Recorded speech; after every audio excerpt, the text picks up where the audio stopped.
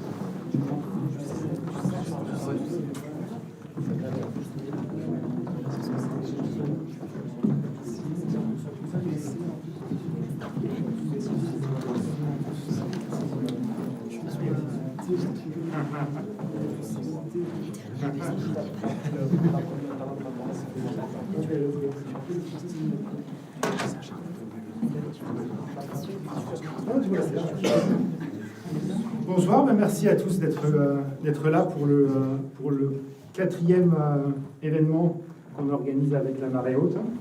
Donc, always events that have something to do with culture, art, and society, with different links each time. This came from an idea that la Marée Haute had of organizing something based on digital art, and then our team realized that there was the Brussels Blockchain Week happening. So could I have maybe someone from the Blockchain Week to come here with us to say a few words after. So Cloud 7 is a co-working and exhibition space. So we're happy to welcome as many different people from different environments to come and work here and enjoy the art.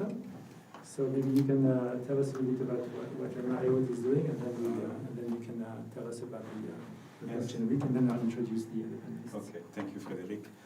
So hey, my name is Jonathan. I'm representing Njaheut, and we're basically a music publishing house and a creative agency. So we're basically trying to develop talents and to give them some kind of platform.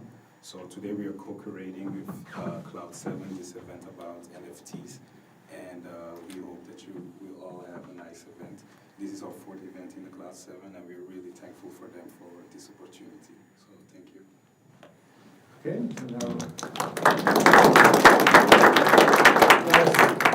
why today? Huh? Yeah, so very happy to meet you all. My name is Raoul. I'm one of the co-founders of the Brussels Blockchain Week. From my side, I'm Dimitri, co-founder as well. And we just wanted to say a brief word, so thank you. Basically, the Brussels Blockchain Week is two different things. The first one, you might want to talk about the week itself. Yeah. So as I will say, we're two different pillars, and the week is going to be the full week where we really wanted to, so let's say, Brussels vibrating to the rhythm of a blockchain. So with this regards, we have roughly 15 events around the city, and we are covering pretty much several kind of topics, going from arts, DeFi, NFT, sustainability, tokenization on real estate, and these kind of different topics.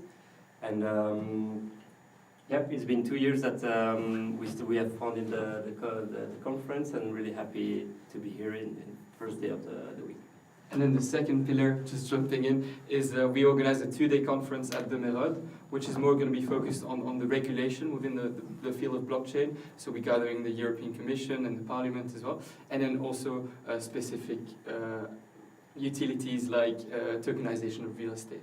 So there's still a couple of invites left, so feel free to send us an email if you're interested, and we'll be very happy to send you one. And then thanks again to Njaheut and to Cloud 7 for organizing this event. For us, it's essential to also help people understand what blockchain can do, what NFTs can do, and this is a perfect example of one of those events.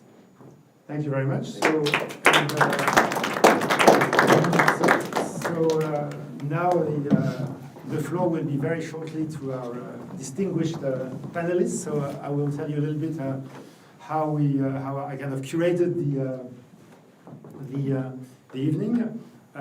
First, the first ones to speak will be the artists that I've known for the longest time here, because they are in my collection, and we've known them for several years, and they've recently made their first NFTs. So I thought that their experience would be very valuable. They have an exhibition in Namur, which is finishing now, right, in a few days or something. So June 11. June 11. So you still have a week, the blockchain week to see it. They will talk about their project, but they will also give us a little a brief. How would I say? Back to the back. They will go back a little bit in past to speak about transactions in general, and about immaterial artworks before there was the blockchain, and before there was before immaterial works became more successful. Then Olivier Marian will have more will use his engineering and his business background as a co-founder of Arteïa, which is also a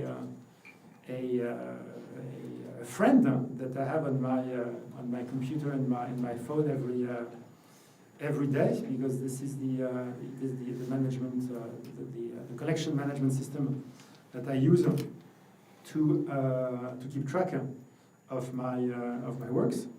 But there's another aspect that he's developing to keep track of the works, not only on one's computer, but also to really keep track of them at the same time, physically and digitally.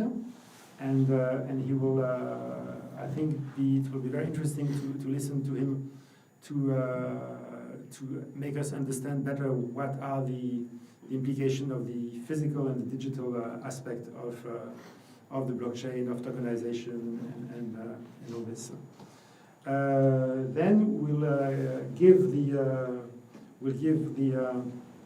the floor to Njaheut, who is at the same time a photographer, a visual artist, but he also has a life outside of art when he calls himself Gilles, and as he has an experience of with cryptocurrency, and so he will tell us how, as an artist, he can use both a physical platform to sell his photos, and also a digital platform. And then the last one will kind of wrap up, hopefully, everything and make it even more concrete. Is Thomas de Ben, who is a digital art consultant specialist, who is going to tell us how he helps artists create their digital works, and how he can also help gallerists. Thank you very much to a distinguished gallerist in the audience, and collectors to present and to keep their newly acquired NFTs on a digital wallet. When he speaks, he will also give to each of you a little card, which will give you all the instructions to create your own digital wallet if you don't have one. And while we are talking now, there is Rocco Manta, who is a visual artist who scanned your bodies, who is going to create his own original NFT, which will be mixed with some sound from NIDA, who is the young singer who is rehearsed, and now she's ready to play upstairs, because at every La Mariotte event there is also a great music performance after, and so this time the music performance will be linked to will be recorded on an NFT, and you will all be able to keep the NFT with you, and when you go back out. So, David and Stéphanie, the floor is yours.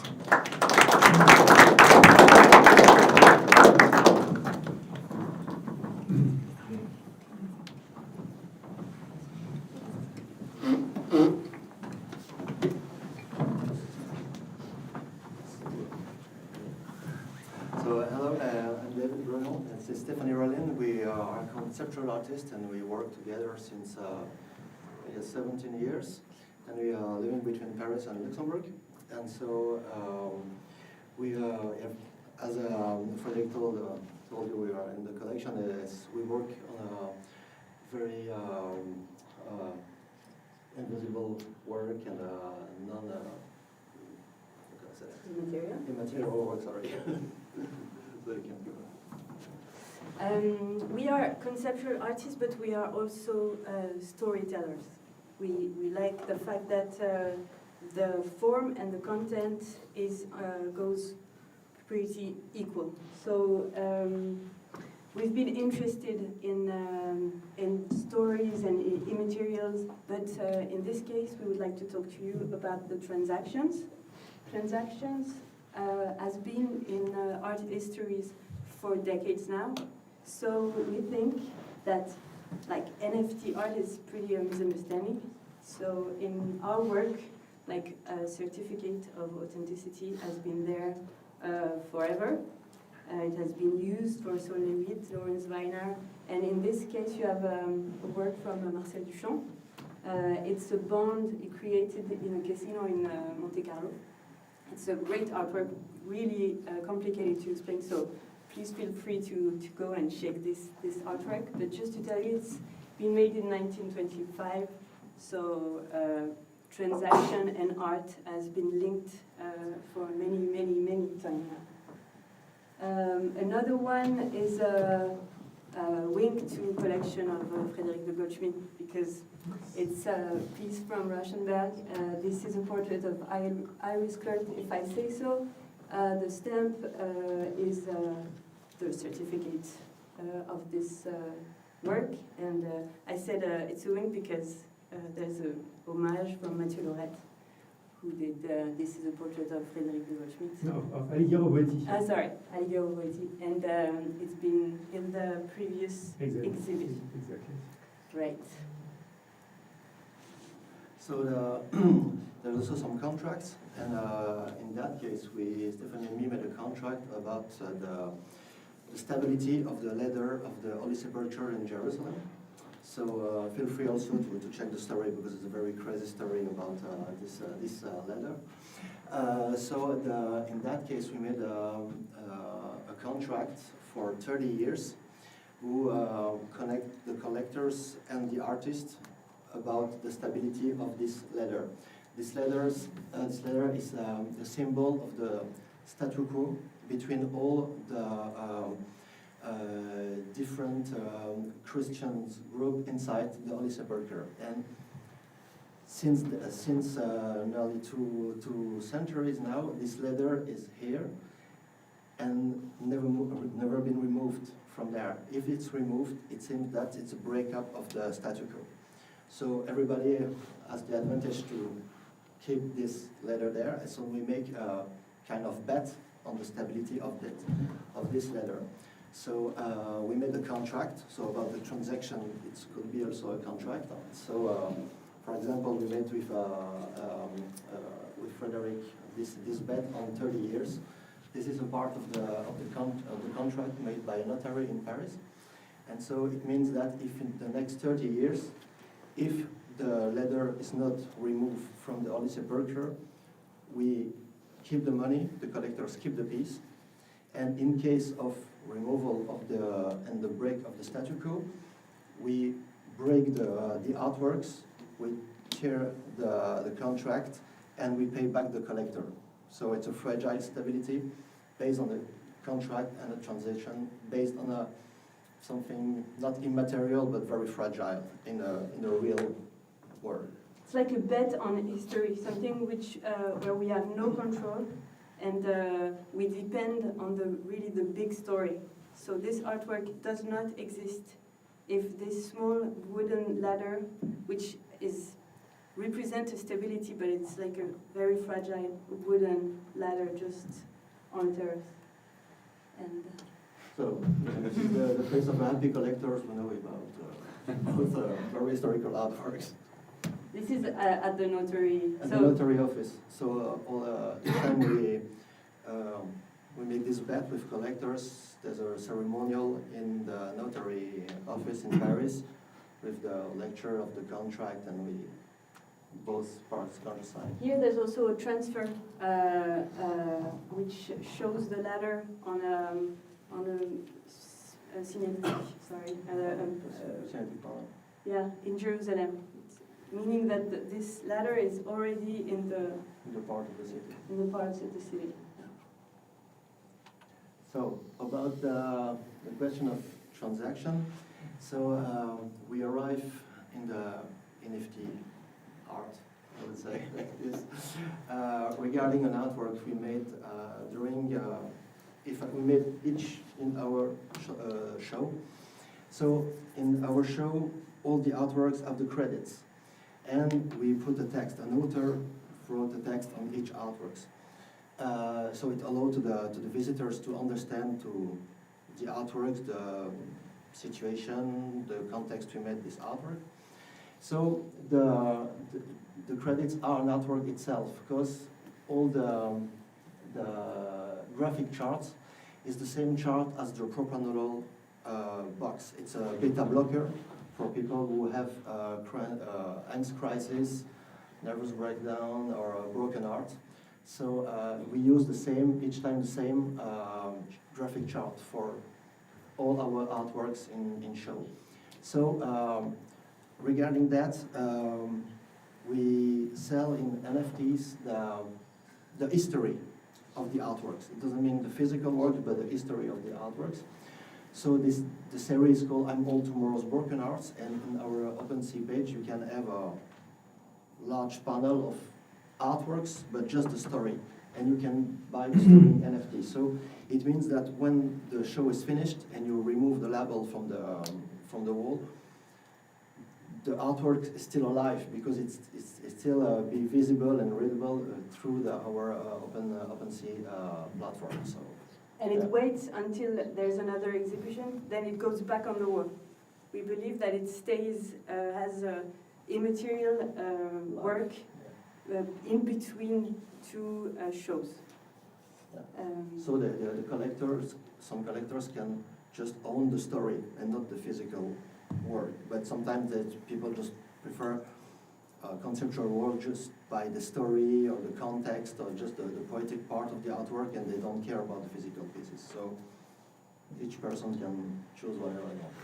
We have example of one who has the immaterial work and also the physical work, meaning that they want the story as well. And this is a stainless steel table. It's a drug consumption table, so it means that it's the table where are used in the drugs injection center, and so it's a series are ongoing, and this one is called the Mirror de Claude because we put on it a black mirror, and the black mirror were used by the romantic painters to paint when they turn back to the reality. So they use this mirror to paint when they turn back to the subject, so it makes all the surrounding more darker, and that's why we decided to put it on this table. And all the tables were used, so we have an exchange system with the center. Say we take the used table and we create another one. So because we have a very for us, the memory of the material is very important. we used this table because we thought it looked like somewhere where you would be as a doing makeup, and that the mirror is not reflecting you. Like in this piece, it just rejects your image. Yes, for the NFTs where we have been working previously, we had the physical work next to it. In this work, we have written the story before doing the artwork. That's where it's said unrealized in situ installation. So there's something that is going to be Ongoing. no, it will be realized in the next future. So the work is with Paul. He's a beat maker from the Funky family. He has Charcot disease since 2015, and he only communicates with his eyes on a device. We have been working with him and having a conversation where he could answer only with his eyes on the device, and we recorded the movement of the eye. This idea, we wanted to bring this message, what he told us, in a monumental way. So the lighthouse seemed a good way. So the light will represent this sentence, this message, every day. Every day at a specific hour, the lighthouse wake up and reproduce with the light the movement of the eyes of Paul when he gave us this. It's a message of resilience and bravery, because it's very complicated for when you have Charcot disease to do things, and he already written 4 books. He composed music with his eyes. He can play chess. He's an amazing person, and why the NFT is important is because everybody said, yeah, but this is conceptual. We don't understand the movement. There's like a code. But the thing is, if this story is shared, if everybody understands it, then even if it's not written in the sky, exactly what he said, the story is still alive. the story is still alive, and it will spread, and his message will be known. Because sometimes a quote is even clearer than just a sentence. This is the test, so it's not yet on the light hat.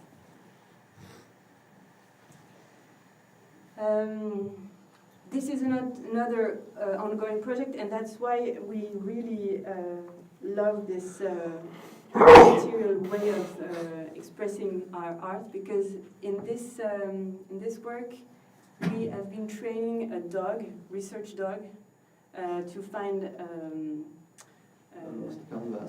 looted canvas. Yeah, a looted painting. Yeah. But we have been, sorry. No. No. Go ahead. No, so in that case, so we were interested in a Peter Class painting we were looted in Warsaw during the World War II, and this canvas this painting never reappeared, and so we decided to train the dog to try to find back the canvas with the smelling representation of the painting. So for 6 months we worked with an olfactive designer and tried to reproduce the exact smell and odors of all the components of the canvas. And so there was a lemon, an olive, a white wine, and hard bread. And so it was very complicated because where come from the lemon, where come from the olive, and so it was a very long research. And so 1 year, a dog called Leo is in mind the moment he never encountered. It means that he search a memory of something he never met, and so it's and that doesn't exist, so it's particularly conceptual. That's the fact. And so we trained the dog, and we make a lot of so in the brain of the dog there's a last representation of this painting, because there's only one picture of it existing. So this project is ongoing. So for example, in that case, we will make the research in the Freeport in Luxembourg. So we research in all the vault of and so some specific places we have to go to Warsaw with them, and also in the place where in the Netherlands, not Amsterdam. It's a town of Haarlem, and so we made a sort of patch with. And this process is ongoing. So the NFT of this artwork plays the situation, and perhaps if we made it after, we would also explain the finality of the artwork. So it's, for the moment, it's not the case. So the NFT is just the trace of an ongoing process. Yeah, we've been adding a new smell, because we did a conference like this, and everybody's like, yeah, but we're missing the smell of the studio, so we are adding turpentine. There's it's ongoing training. Oh, sorry. I think that your time is... Yes? Okay, so that's what you said, it's Namur. This is the show that you can actually see in Namur until June 11th. Thank you very much. Thank you.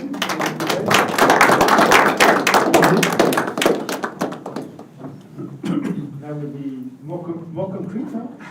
Unfortunately, I'm very sorry. It's going to be much less artistic. Thank you so much. I'm very happy, Frédéric, to be here. I'm going to try to explain a little bit what we do in Arteïa and our vision of what is NFTs, blockchain, and how it interacts with art. Okay. Yeah, it's not perfect. Yeah, okay, thanks. I can come back if I press left. Okay, so Arteïa Solution, I created Arteïa 7 years ago. I'm a computer engineer, so I like all this technical stuff. And at the same time, I grew in a family of art collectors, and so we created a solution which Frédéric uses for collection management system as a starter, and then we when we started interacting with the art ecosystem, we saw all the digitize, the needs of digitization in this ecosystem. So, very briefly, the art market, most of those is not important. The important thing is that we believe when we see the art ecosystem as a market, which it is very much also, we see the need of efficiency and liquidity, and transparency and trust. And when we go in the other slides, we will see that liquidity, efficiency, of course, we think about digitization and digital transactions, and the blockchain is perfect for transparency and trust. It's the basis of the idea of blockchain. I don't know exactly what is the level of knowledge about all of you. Do you know how many people own NFTs in the room? Okay, 1/3 about, okay, so that's good. So I'm still a little irrelevant. So very briefly, this is what we do in Arteïa. So we do a collection management system. So the idea is to have all digitized on your computer, all the information about your artworks.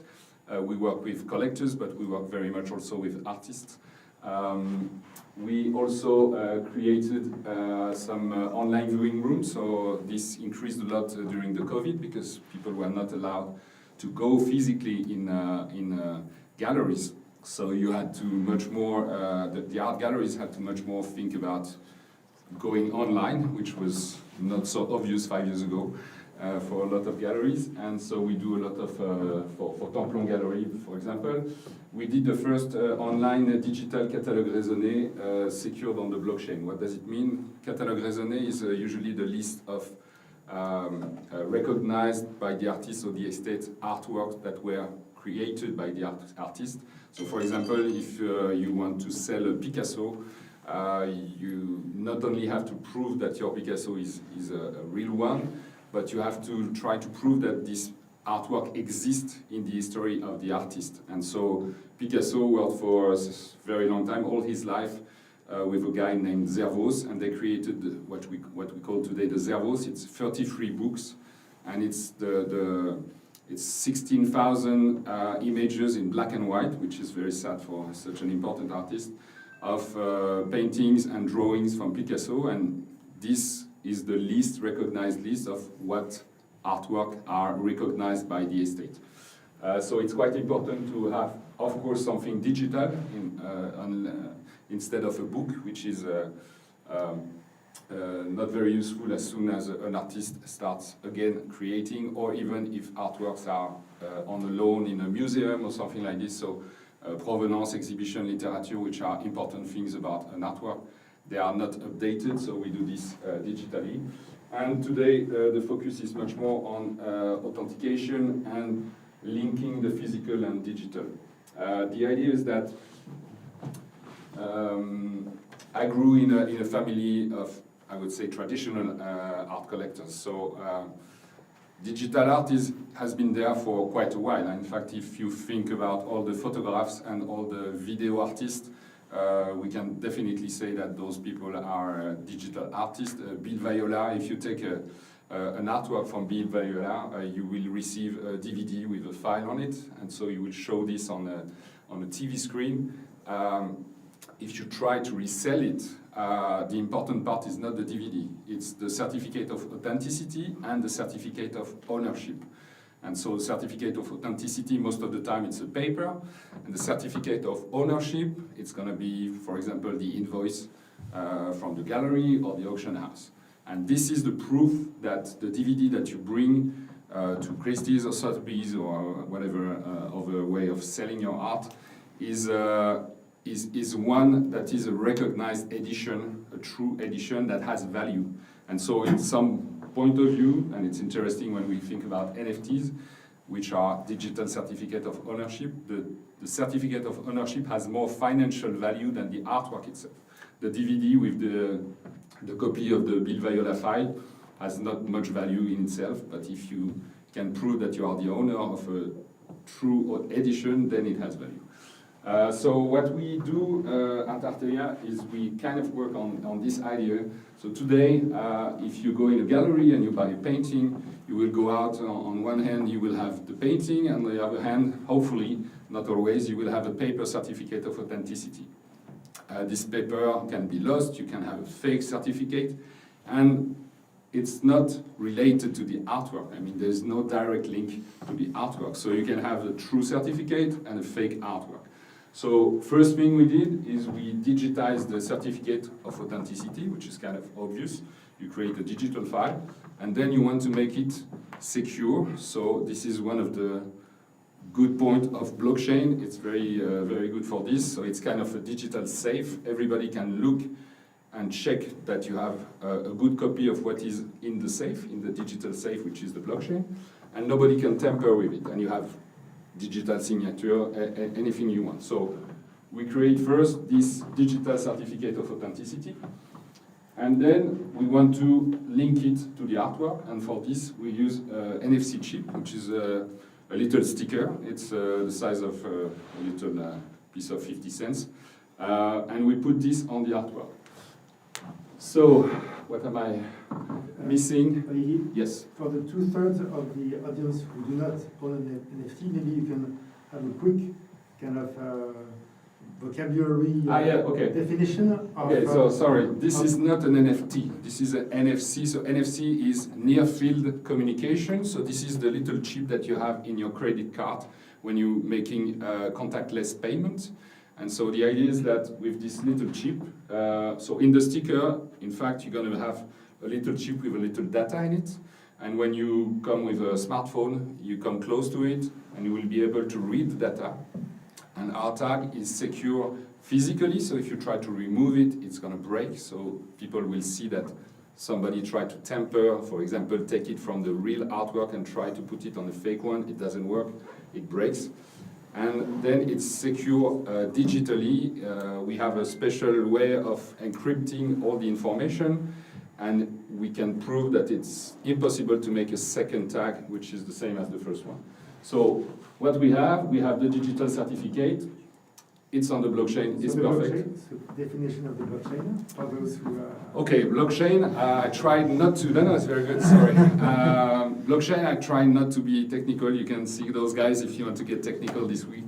The idea is, for me, is really a safe where you put a copy of an information. So here, there are a lot of usages of blockchain. What for us, blockchain is a safe to put, to guarantee that the information you read somewhere is the good information. It was the information that was written by the artist in this example, or the gallery that is issuing the certificate. So you digitize the information and you put it in a very safe place where everybody can look at it, verify that this information is safe, is correct, is exactly the same that you have, and nobody can go inside the safe and modify the information.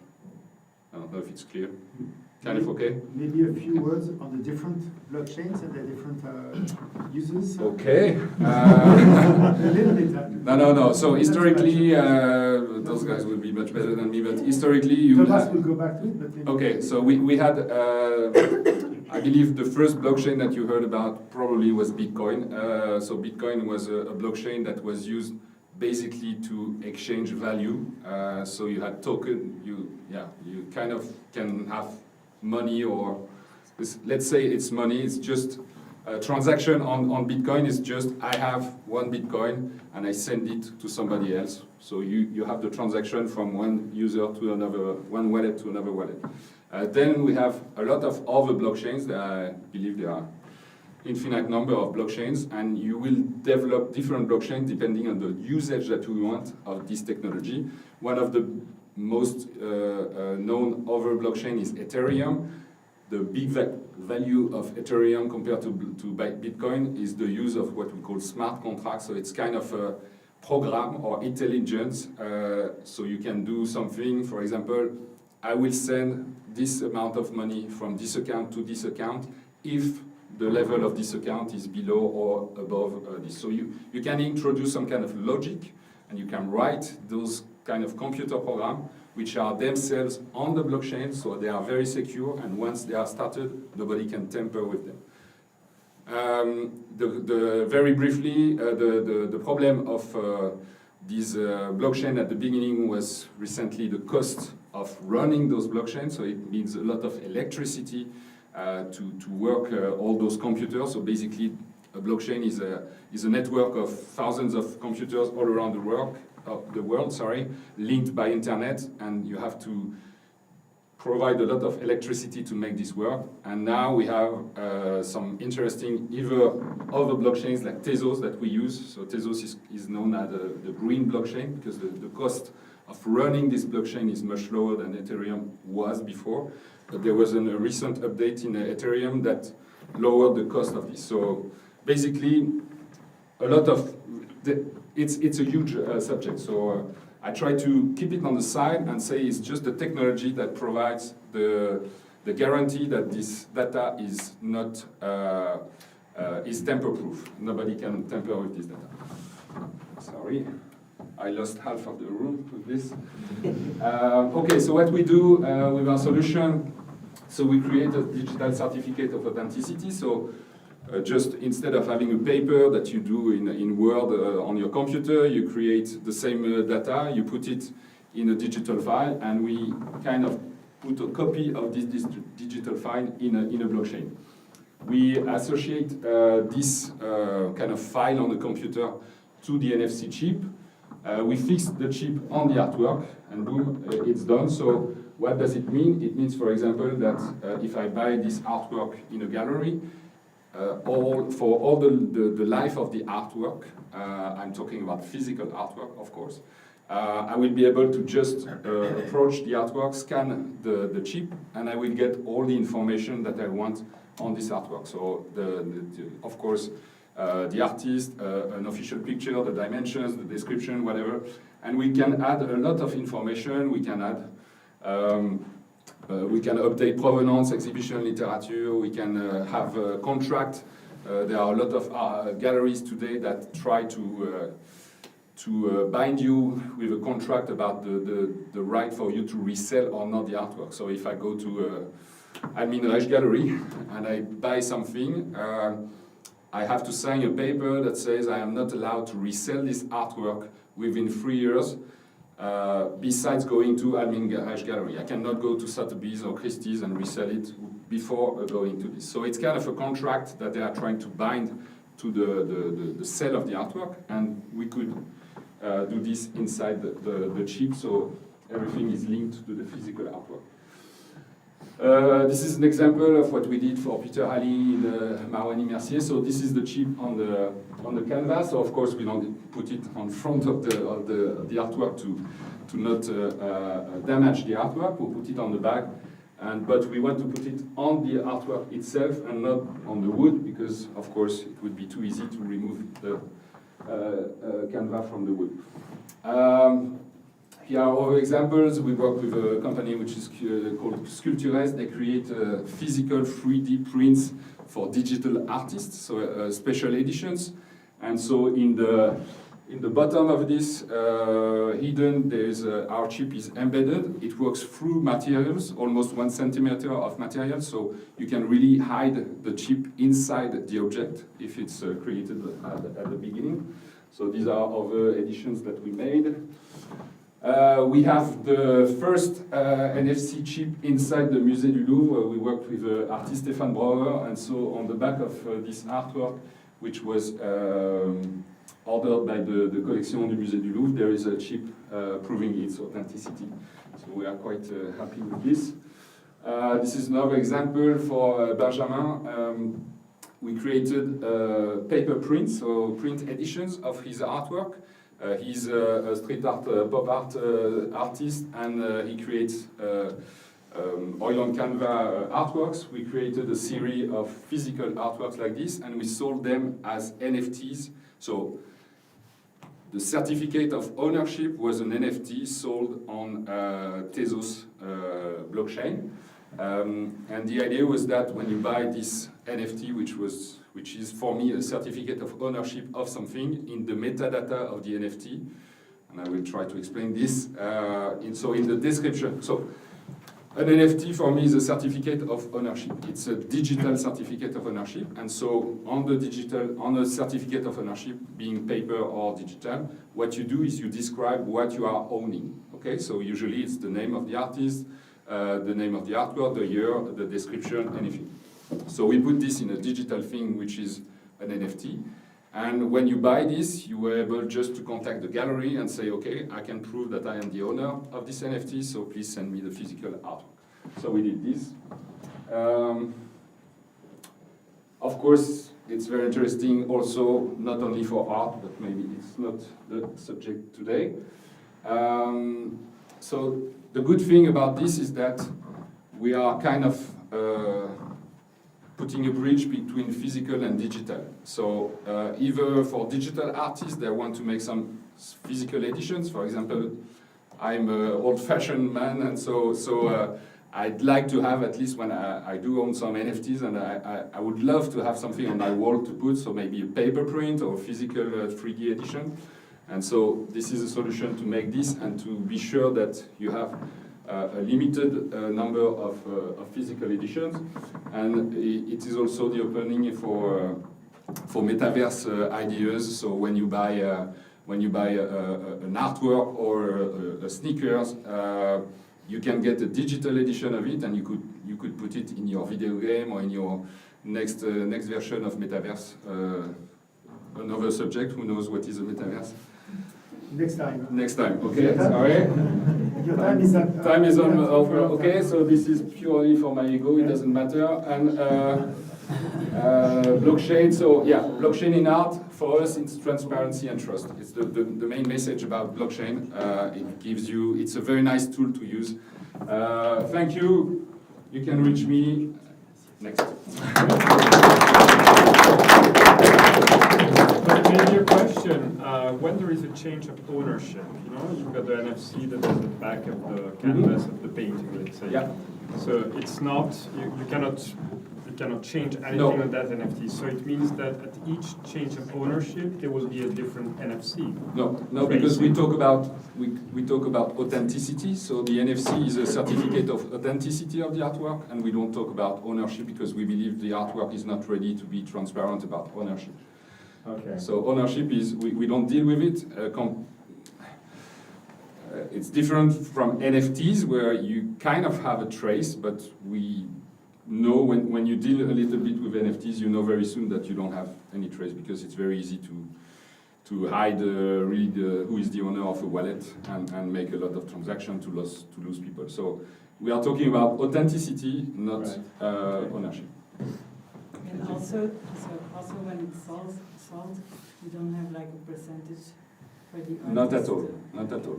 We are just trying to change the current state of how transparency and trust is made in the art market. We believe it's very poor to have paper certificates, and we believe it's good to try to change a little bit. But now, thanks to Gilles, Sorry. you will know how an artist can really make an NFT and make smart contracts out of his own creations. Hello everyone, glad to be here. Thank you to Cloud 7 and Image for this opportunity. My name is Njaheut Gilles Valler. I'm a visual artist based in Brussels. I'm a Cameroonian photographer, and my work is around poetry. It's a work on black men in the modern society, actually. And yes. Yeah, this is my first series that I called in English "Ce que je laisse paraître" in French, but "What I let appear." The message was around social media, you know, because it was thinking of how we can be someone else in our social media. Sometimes in life we are someone, and in the social media we are someone else. And I I use the tools of social media, the phone, to make to let appear the real us. Yeah. This was the first step into the digital world for me, because first I was really not on how can I say that? I was really not. Je ne connaissais pas les NFT. First, I was not in touch with the world of blockchain and everything. And in this time, I was just curious about new technology and new ways to grow my art and stuff. And actually, after this project, I start questioning myself about new technologies and new ways to grow it. And I discover cryptocurrencies, because I was starting invest and I was starting grow up also my portfolio, my wallet. And by discovering that world, I also start.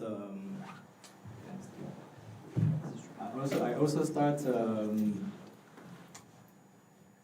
question. J'ai commencé à me questionner sur les différentes crypto-monnaies, different cryptocurrencies linked to art. And then I discovered first I started buying Bitcoin and stuff, and then I discovered some other things. And after that,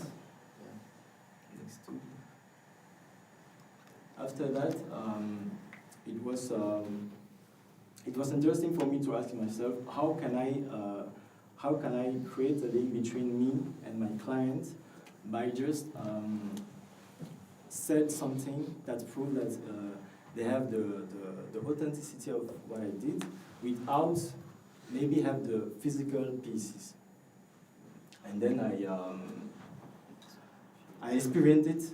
I experienced it through different blockchain, Ethereum and Tezos and stuff.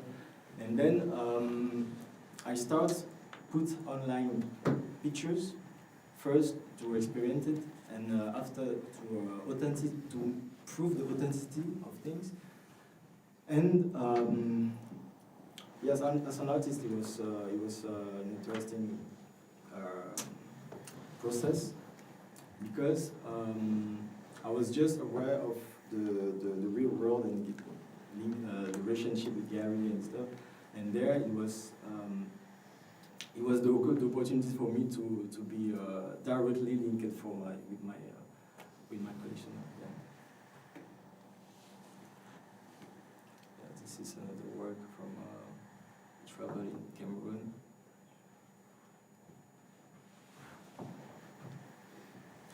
Yeah. Then if I can to close everything. If I can say some things that as an artist, NFTs can be used for selling normally, and also when you are a collector, you buy art and you don't have you sell it after, you don't have vous n'avez pas la suite des événements. Après, after that, you cannot touch some royalties on your art in the time. And there, I decide actually to give royalties of every collector that we are work, because I find it interesting to just say, okay, it's not just a relation of sell and buy, it's also a relation of royalties and people who can trust on what you do actually. Yes. Thank you. But wait. What you did not say, and you told me when we met a few weeks ago, is that you sell your works in two different forms. Yes. And I think that this is important to say that certain works can be printed, some works only live in the digital world. How do you decide what is going to be printed edition, what is never going to be edition, and do you see a difference in the way you work in both different worlds? And when you said that you started also buying some cryptocurrency, did the fact that you were already used to this world, did it help you position your art in the world of NFTs? Actually, you have to when you discover this world of NFTs and cryptocurrencies, you realize that you have two different big worlds actually. And for me, the first step was just to create a link between both. And I didn't really decide actually if this one will be online and this one will not be online. But how I use actually blockchain for my art is to educate people who board like when you board a piece, I make a surprise actually. I didn't tell you that okay you will have an NFT. I make a surprise, and then in a ledger keys is a physical wallet. I put the NFT inside, and when I make the delivery, I took 2 hours or more if you need to explain you actually what you have more, and then also that's the first step, but there is too much thing that you can do. In the future, I plan actually to in the project that I taught for Cameroon here. The project is to go in Cameroon. You know there is different how can I say that? On different place, you have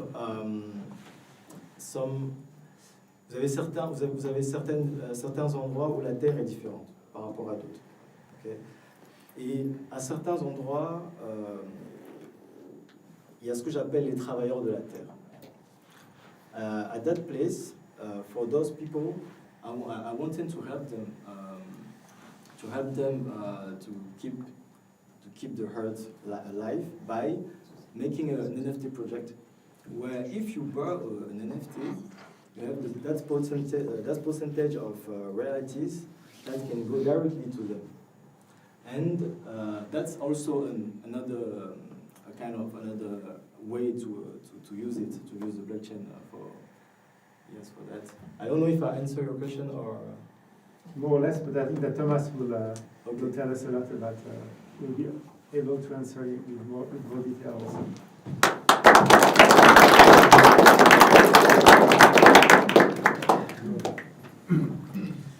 Hello, good evening. Thank you for having me. I'm Thomas. What do I do? At Plus One Gallery in Antwerp, I take care of all digital related projects. It's interesting to see how blockchain technology can fit the artistic practice inside of the context of a traditional art gallery. Next to that, we've noticed that there's a lot of opportunities also outside the traditional white cube gallery context. So we started Artist Proof Studio for all kind of collabs projects for emerging technology, Web3 storytelling and integrations. And then as a third pillar, we're also a co-organizer from the Web32 event. That isn't only for the art industry, it's like a cross-industry network event for all things about Web3, NFTs and the metaverse. And it's something that we find really important to do, the cross-industry collaborations and how do you say it in English? Finger on the pulse, I don't know. But it's important because this technology is not only something that affects our own industry, and our industry is used to keep all things inside their own industry. So yeah, it's important that we look beyond our own context. So I'm going to show a few cases that we worked on, mostly hybrid cases where we combine the digital and the physical. The first one is with Timothy Segers, an artist from Antwerp. He makes big sculptures, and he came to us with a brief to create a solution on the offering of his sketches from his sculptures, because yeah, in some cases sculpture artists will offer their physical sketches to their collectors to create ambassadors to spread their work, because not everyone can afford such a big sculpture. But in his case, you can see over here, it's like a really high-end production.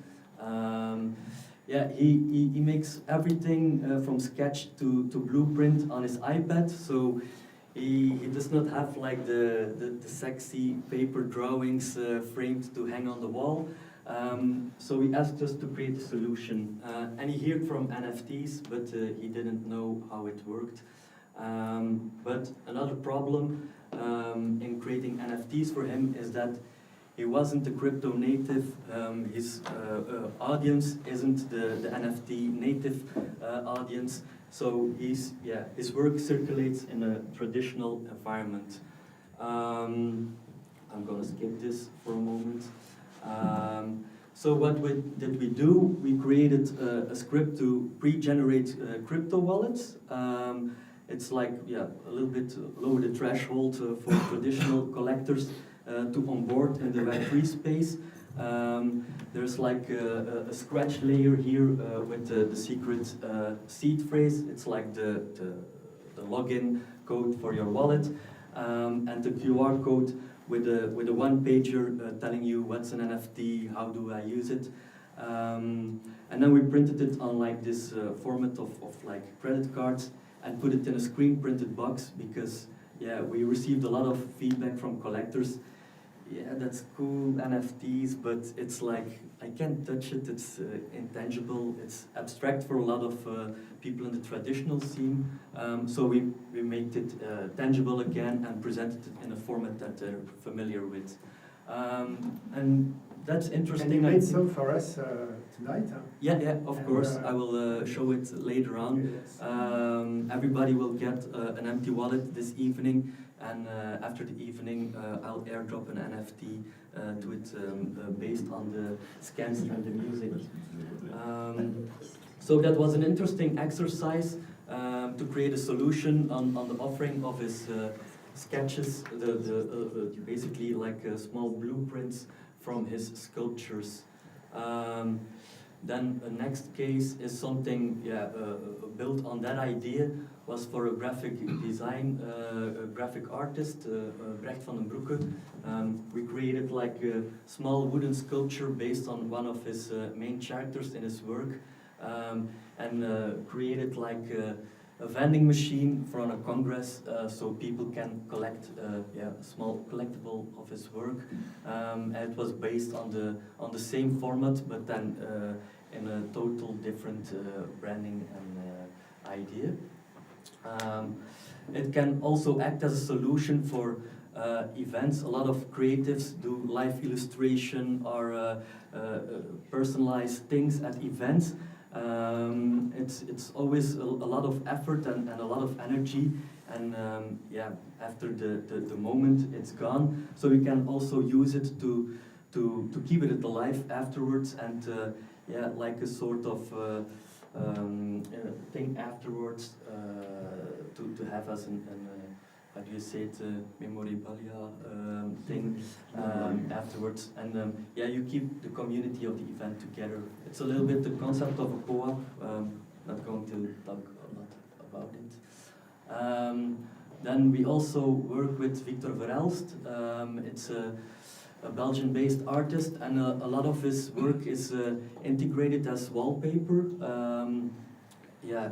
So we use NFTs as a solution to provide it to collectors.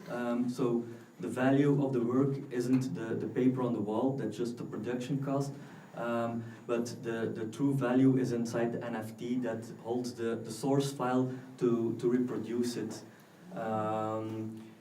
For such kind of projects, we also add like I think 3-page long NFT users agreement. That's something that we think a lot of. What's the right kind of way to deal with the NFT? How do we can make it future proof? And I think all the legal stuff and the documentation that you add to the NFT and the way how the NFT is created is it's also important next to the visual aesthetics of it. So for him it's a good solution. In the past there were artists that create contracts as an artwork to reproduce them, but Victor is a young artist, and I think you're a child of your generation, so he uses the tools of today. And it's interesting also for the collectors to be part of the future-proof thing of his work. Last year at Plus One Gallery we created a group exhibition dedicated to all kind of artists that use digital canvases. So it was some kind of NFT exhibition. And yeah, my task was to educate the artists, create the right kind of NFTs, and manage the exhibition. This was also Victor Verhelst's solo exhibition at the gallery. The NFTs in this exhibition was quite interesting for the following reason. Every work came as a physical art piece, but also had a digital twin, an NFT, because the work of Victor it are all fragments from his big virtual world. So all works are actually connected to one big digital virtual masterpiece. And the interesting thing about it is that the NFT is the source file. In case the work is damaged, you have everything that you need to restore the work. But you can consume it in a traditional way, and then you have like the second layer that you can consume the artwork in other ways, like in your virtual meeting room as a Zoom background, or you can project it, or maybe if you're a collector with a network with for institutions, you can lend the work digitally and still keep the physical work to present at your house. So it's cool how you can play on different levels, and the fact that all the works are connected to each other in one big world. The NFT is like the tool that binds all the collectors together to one community of his virtual city, and that's a nice idea about it. Then a next project, also with Victor, was at the Art Antwerp, is where he wasn't happy with the idea that he only had 1 square meter to present an artwork. That's like, that's not a lot of space for a digital artist. So we created a virtual copy of the booth and presented the solo exhibition, and took VR glasses with him, and people could experience a solo exhibition inside the booth of the gallery. The fun part about the project was that we talked to the people of the venue that organized the event, and they really liked it, and then the gallery director told them, okay, that's fine, next year we only need 1 square meter for the booth, and then they were like laughing less, because the venue earns their money on the square meters that you buy. Then the Web32 event is the creative network event for all things Web3, blockchain, NFT, metaverse kind of projects. It's a day with a lot of lectures, experiences, showcases of artists and projects. Not only for the art industry, there were cases from the diamond industry or other industries that work with the technology. And it's interesting to participate in such kind of events because you see what other industries are doing with the technology and what problems they have in the phase that we're in right now and vice versa. So that was kind of interesting to participate on such kind of events because we as a gallery, we want to open up for partnerships. We're users of the technology. We're not a company that built the technology ourselves. So it's interesting to use those kind of events to meet new people and get inspired from each other. So that was in a short presentation some of the projects that I worked on. I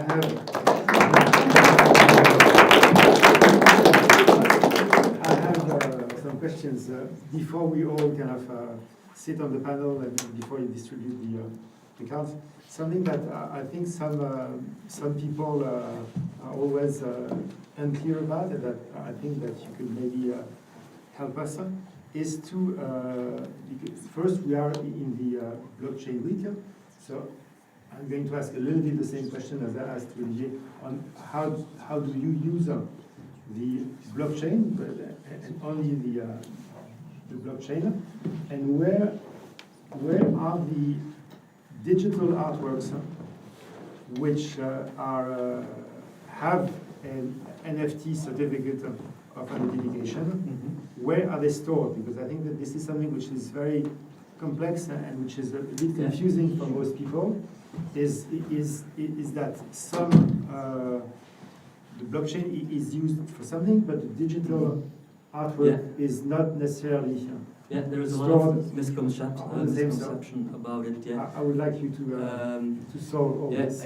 I think to explain it easily, you have like IPFS server on the blockchain. It's a decentralized server. You can compare it with something like Dropbox, for instance.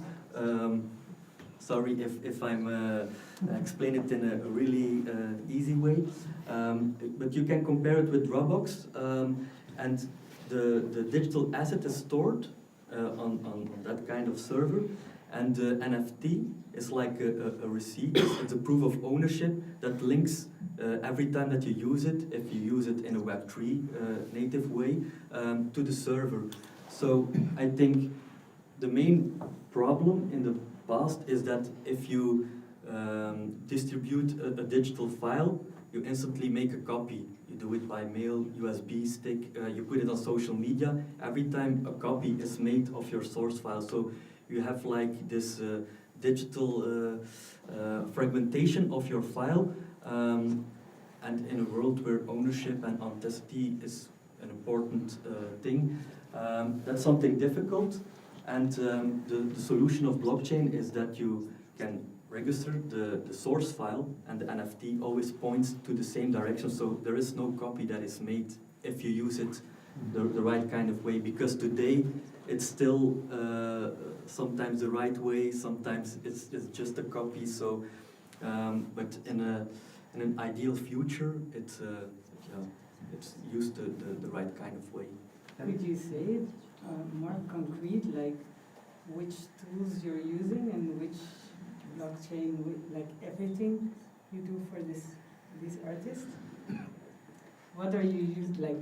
Yeah, where do you go to? I think it depends on the type of project that you want to do. Maybe you can describe what we are doing right now to give a simple. Or the last one, maybe. The last one.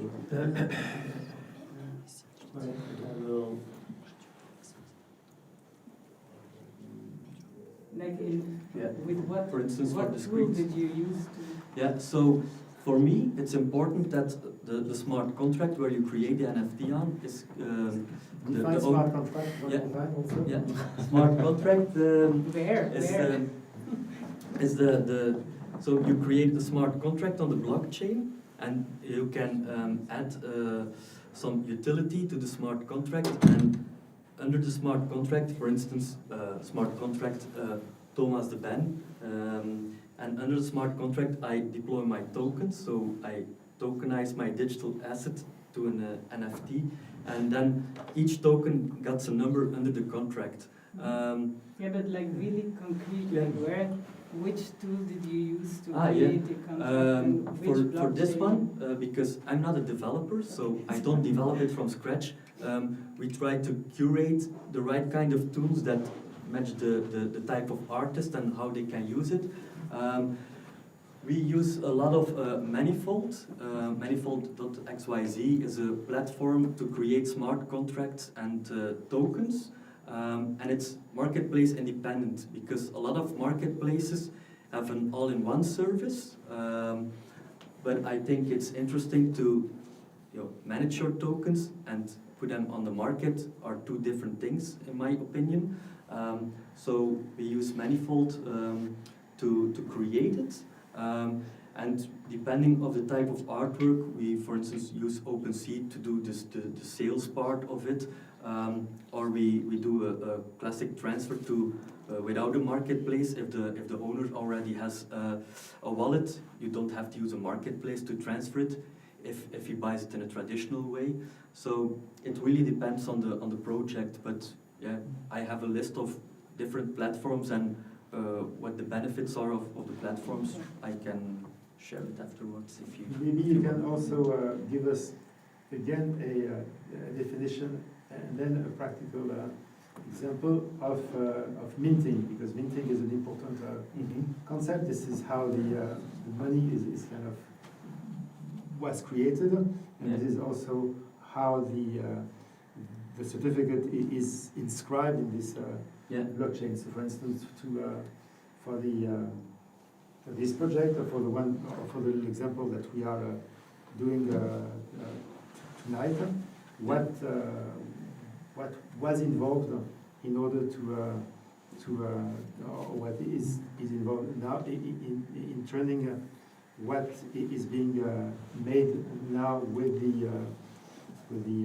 3D scanning that was done, and to turn them into the NFT that you will all be able to see on each other's phone later tonight. Yeah, for instance, for the project here tonight, I created a smart contract with Manifold, the platform, especially for this occasion. And then we're going to create a token from the artwork, so it will be a 3D scan combined with audio. The moment that you actually created the registration on the blockchain network, in this case Ethereum blockchain, then that's the concept of minting. You do the registration, and once you minted it, it's the registration is like for real. And once you minted it, you can everybody can see on the blockchain the transaction that you did. So that's the concept of minting it, and then you can choose to transfer it to somebody or sell it on a marketplace. Some marketplaces offer the solution to lazy minting, and in that concept you actually offer it already online without that it actually already is registered, and once somebody actually buys it, only then the file gets minted. But that's like a choice that you make as an artist, because some collectors really want really check when it's registered, because they find it important that it's like done correctly or soon as it's created. But it really depends from project to project. And we use for this project the Ethereum blockchain, because I like the blockchain, the Ethereum blockchain, and because a lot of good solutions and tooling is built on the Ethereum blockchain, but I know that a lot of people use Tezos, for instance, and I think a lot of generative art is built on Tezos because it's also cheaper to do the registration. Ethereum at some moments is quite expensive to do the registration. So you pay the gas fees for tonight on Ethereum, everyone? Yeah. Thank you. Okay. So now all the speakers are going to take their chairs and now face the audience.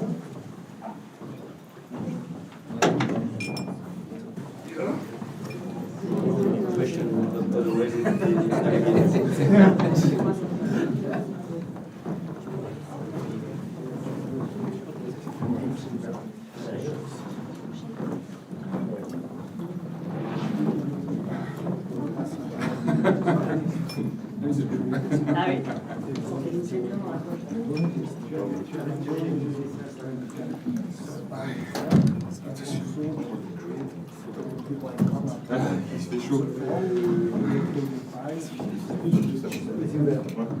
Oui, avec plaisir. Merci. Je savais bien. Thank you.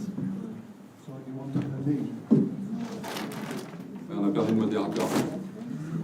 Celui qui va arriver, il arrive. Oh, yeah. Okay, so you know.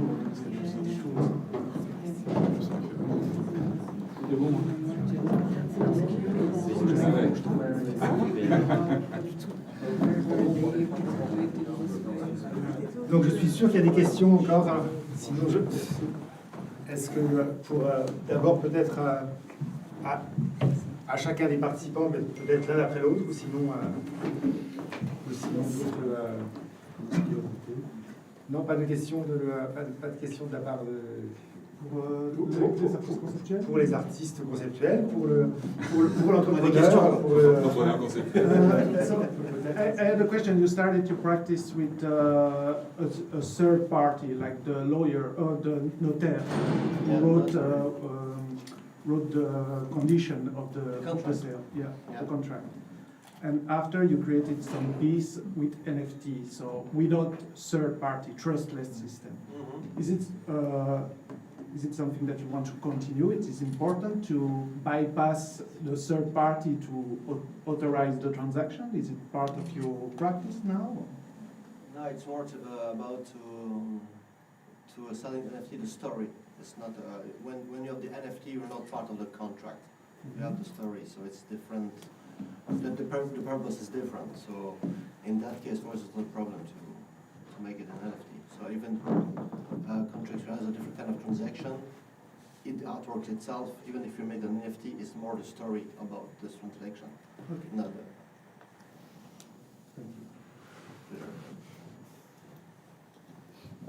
Question, yes. I got a question for Gilles. First of all, I really like your work that you're showing here, and I want to know, is that the Cameroon always your inspiration, or is this something else? The Cameroon, you say? Yeah, the Cameroon, yeah. It's a part of my inspiration, but my first inspiration is human, actually. It's human, yeah. To explain that is because, like, I trust, like, we live in the century that we forget the similitude between every human, and then I'm working on the black man, but in the future, in the end, I want to work on the things that I think every human have in common, yeah, in common. And for me, it's the shadow, actually. And at the end of the story, the black man will stay the black man, but now we see that it's a black man. That in the future, it would be like a human, but in a contre-jour, en contre-jour. Thank you. I have a question for you as well. So I loved your work too, and I was wondering, what's the story behind, I know this has nothing to do with NFTs, but maybe what's the story behind the flowers? Because you talked about the shadows, humans and everything, so what's the story behind the nature maybe in your pictures? The flowers is a tool that I use to tell the fragility of the human, actually, especially the man, because we also put the image of the strongest and the I can say the immortality through the man, but we forget that he can also be someone fragile and sensible and poetry and everything. And also at the inverse, woman can be the strongest that we don't define of her. Is the question about NFT this time? I have a question. Yes, it's NFT, but NFC also. Okay. You talked about the profit, because I think it's interesting in the art market, the transparency of where an artwork has been, and it's all linked to that. But how is the NFC, how is it updated then? Is it updated because you talked about literature, but that's then linked to the NFT, which is linked to the NFC?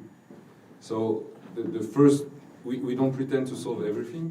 We try to start with the starting point, which is the moment where the artwork leaves the artist or the gallery sometimes. So establish at least the authenticity and the identity.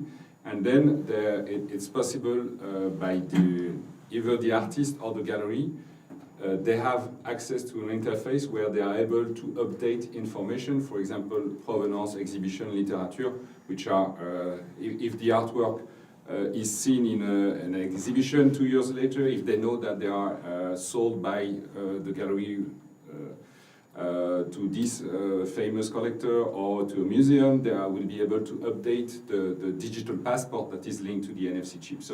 So the NFC will not change, but the information that is visible when you scan the NFC can be updated. And the idea about blockchain is that you will still always have the previous information. So instead of changing a record, you can add an addendum, add new information, which is, I believe, the quite interesting part about blockchain. If you think at a lot of artwork in the history, there were experts saying, at this moment we believe it is from this artist, then we have a new information, no, it's not from this artist, and usually the collector only sees the last speaker, the last information. I believe it's very nice to see all the different levels. Maybe the information changed, but it's very important with the blockchain to see all the history of the information. My question is Sorry, yeah. Why don't you link the NFC to an NFT? For example, we can. You bought the work at Almin Reich, yeah, and you cannot sell it for 3 years, then you want to sell it, but then it would be interesting to link it to an NFT that the artist would get a royalty on the profit you make as a collector. Mm-hmm. Okay, so first, the royalty, it's a right, it's in the law, it's already there. So the NFT didn't invent anything. It's not always done, but it's in the. It depends. If it's on auction house, they kind of do it. If it's a private gallery, then. But NFT, it's a really nice idea, okay, but it doesn't work always because you kind of said it when you said there are a lot of marketplaces and you are not obliged to use a marketplace to transfer ownership. So if I buy something, okay, the nice idea, I go to OpenSea, I buy an artwork, and then I resell it on OpenSea, perfect. Okay, the contract is there, the royalty is sent, I have the trace, I know how much it was resold, I know who was the first owner, who is the second owner. Most of the time, people don't like that much traceability about ownership. It's the fact in the, I would say, the traditional artwork. And so they're gonna make a transaction on the side and they're gonna just send even maybe on another platform, or they just send from one wallet to another wallet. There's no trace of this. Well, on OpenSea, you can see that there has been a change of ownership, but you don't see for how much, you don't see who is it, so you just see that there was a change of ownership. You don't know if it's my cold wallet, and I just put what. So if I buy something on OpenSea, on Ethereum, the blockchain is great, but it's also very dangerous. So if I have a wallet, which is my kind of a wallet, so if I put money in my wallet, at some point, if I have a lot of money in my wallet, I will try to put this money in a safe. Okay, so I'm going to do the same thing with my artworks on NFTs. The wallet that I use to connect to a website, which is kind of dangerous always, at some point I will transfer my NFT to what we call a cold wallet or safe wallet. Okay, so somebody going to the OpenSea platform will think that I resell the artwork. In fact, it's just the same owner. It's just a change of location of the certificate of property. So the spirit is very nice, but in fact, there's no real following of ownership even with the NFT. It's a little bit better if everybody was following the rules. It's not happening. Or the kind of rules. You can try to enforce. There are a lot of people trying to enforce things by saying, okay, you have to stay on the same platform, and what is funny is that often you have to come back to a written contract. And so you have to say, okay, when you buy this NFT, you are accepting this written contract that you will have, for example, to use the same platform to resell it or not to resell it for some time. So, and we go back to the real world. Isn't that put in the blockchain? Isn't the blockchain a ledger where you can follow all the transactions? And so basically, if you can figure out what the addresses were, you can always figure out who sold what when? No, there are a lot of ways to avoid this. So as I told you, I may have 10 wallets, and I can simulate the fact that I resold the artwork for a lot of money and that the artwork is gaining value. In fact, it's just me playing with the game of the value of the artwork, and at some point I try to sell it to somebody trusting me. We could use physical wallets, so I want to pretend that the artwork didn't change, but in fact I sold the information how to access my wallet to somebody in cash, and so I am no more the real owner, the real owner of the wallet.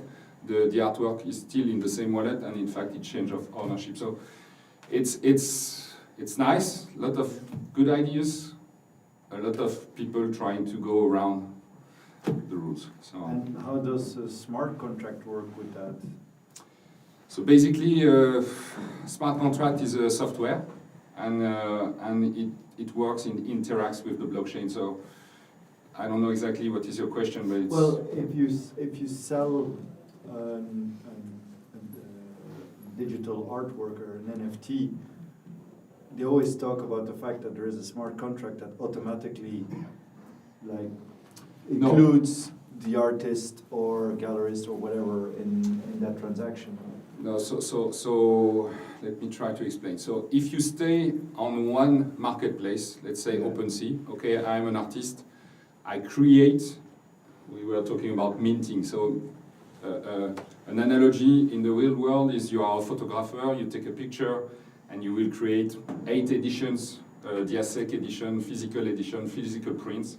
So you will pay a printer to print 8 editions, official editions of the print. You still own the digital file as the artist, and you create, you mint, you print 8 editions. So minting is exactly this. So you will pay something so that these NFTs are created. So it's certificate of ownership of something with a link to the file, the digital file, which is the picture. And the idea, so once I sell this to Frédéric, so Frédéric is the first owner, if he uses the same platform to buy something, the platform will read the information when he sells it to someone else. They will see that there is a transaction if it is on OpenSea, and they will give 10% to the original owner. If you do this transaction, in fact, the NFTs are not only on OpenSea. They are on the blockchain. They are in my wallet, or they are in Frédéric's wallet. Okay, he's the buyer. They are in Frédéric's wallet. If he wants to send it to somebody else, he's not. It's not mandatory that he uses the OpenSea platform. So if it's on another platform, maybe depending on the smart contract and the platform, there will be no royalties for the original owner, and he can pretend to just give it to somebody. So Yeah, no. You can enforce it. Sorry? You can create on a separate platform like 0x splits. You can enforce the wallet address for the royalty splits and use that for your royalties. So you can enforce it on the blockchain itself. But it's like you said, if you do like just a regular transfer, you can skip it. Yeah. But there are a few ways to It's fix it a little bit that it's like better regulated. And you can add a module in the smart contract that tells if you do it in purpose to skip the royalties, that you can take that you are have the right to take legal actions. Okay, it's difficult, anonymous wallet addresses, etc. But I think the quality of the documentation of the contract and the contracts that you use is also important, because if you just use the standards from OpenSea, then there are a lot of Yeah, I'm trying to stay to the of basic things that are happening. There are a lot of. I understand. Thomas, maybe to go even more basic, maybe now you can give to Isabelle the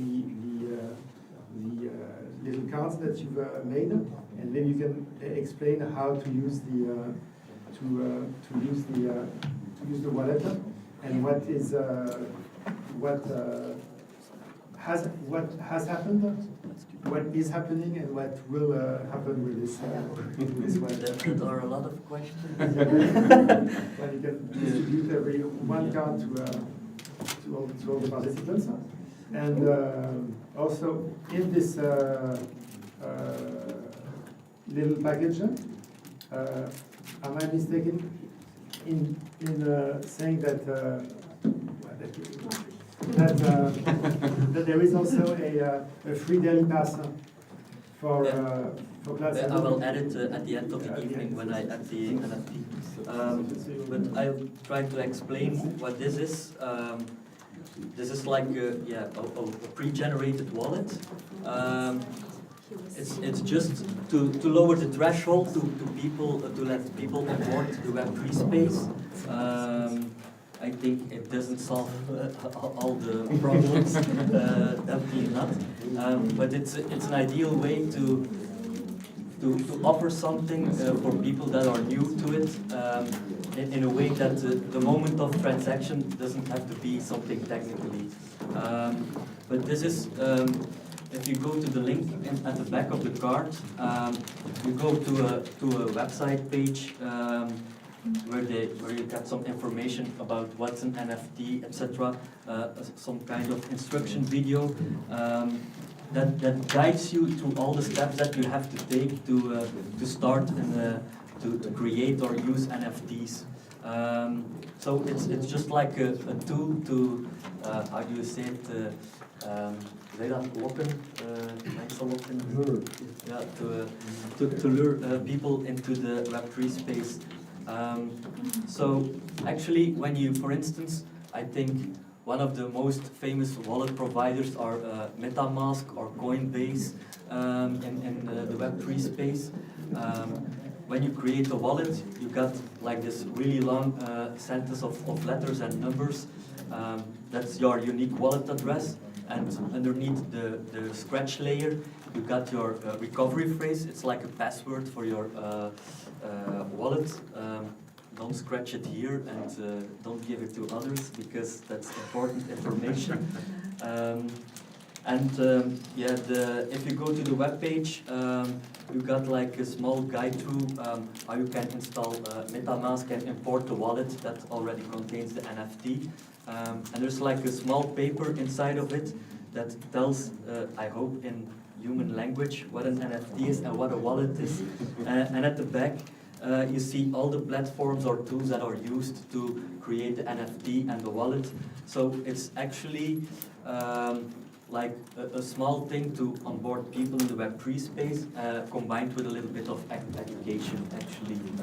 And I hope the tutorials are understandable. What if you have a wallet and you only want the NFT?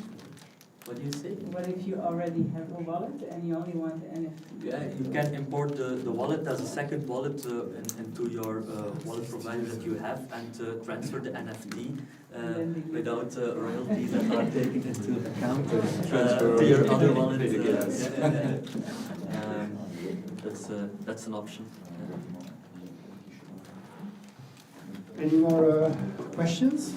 Yes? It's more about the control, because Olivier talked about it, like he can kind of fake the value of an NFT with different type of accounts, and I wanted to know if there's like an authority who can regulate the market for this kind of actions.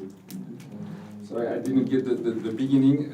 So the beginning, earlier, you spoke about the fact that you can manipulate the value of your own NFT with fake accounts, and I wanted to know if there's an authority who can check it out, those frauds.